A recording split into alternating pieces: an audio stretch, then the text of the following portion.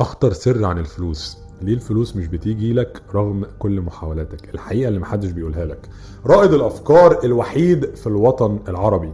انت بتجري ورا الفلوس، مبروك، عمرك ما هتمسكها.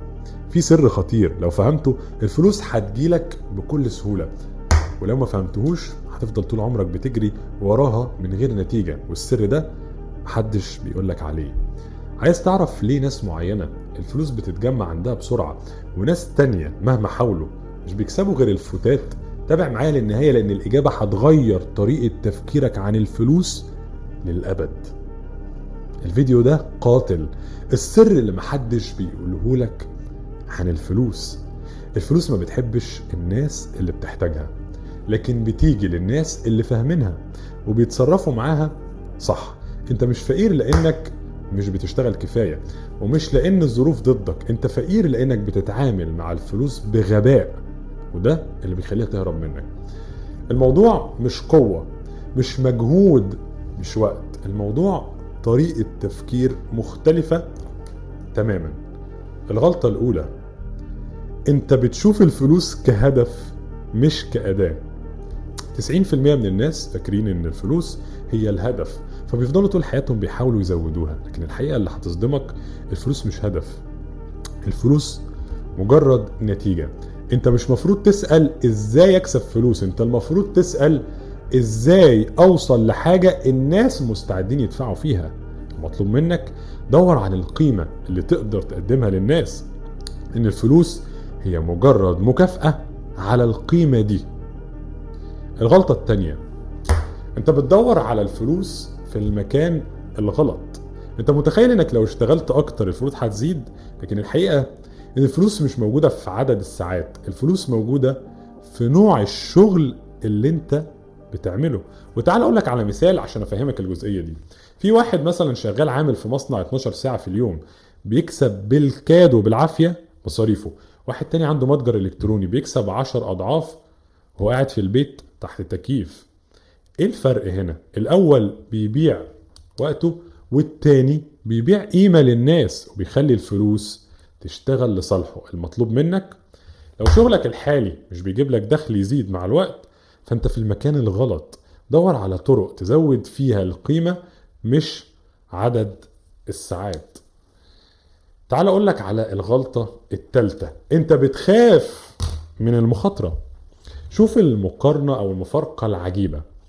الفقراء بيحوشوا الفلوس وبيخافوا يستثمروها، الأغنياء بيستثمروا الفلوس وبيخافوا يسيبوها في البنك. ده الفرق. لو كل اللي انت بتعمله انك بتحوش وتستنى الفرصة الصح، فانت في الحقيقة بتخسر فلوسك كل يوم بسبب التضخم اللي بيحصل.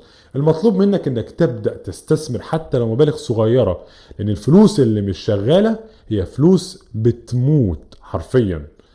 الغلطة الرابعة، انت بتصرف زي الفقراء مش زي الأغنياء.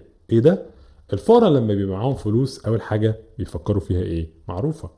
هشتري موبايل جديد، هشتري عربية جديدة، لا هغير العربية بتاعتي، لا هسافر وهصرف وهدلع نفسي وهلف العالم. أما الأغنياء أول حاجة بيفكروا فيها ازاي استخدم الفلوس دي عشان تجيب لي فلوس اكتر. وهقول لك على مثال بسيط يوضح لك الفكرة دي ببساطة. الفقير لو جاله 100,000 جنيه هيجيب عربية جديدة او يسافر.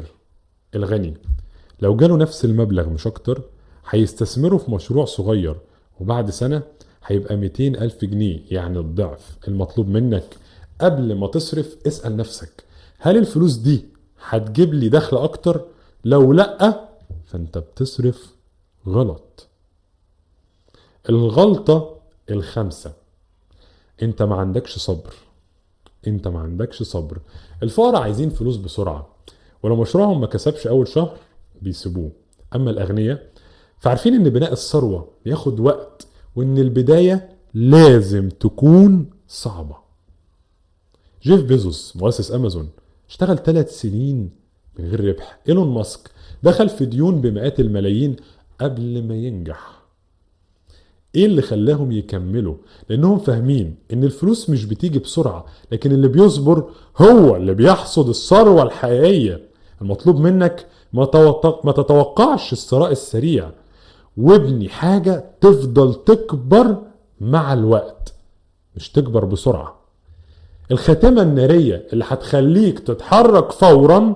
الحياة لعبة، والفلوس ليها قوانين، يا إما تفهمها وتكسب، يا إما تفضل بتجري وراها طول عمرك. لو لقيت نفسك بتكرر أي غلطة من دول، فأنت بتبعد عن الفلوس بدل ما تقرب منها.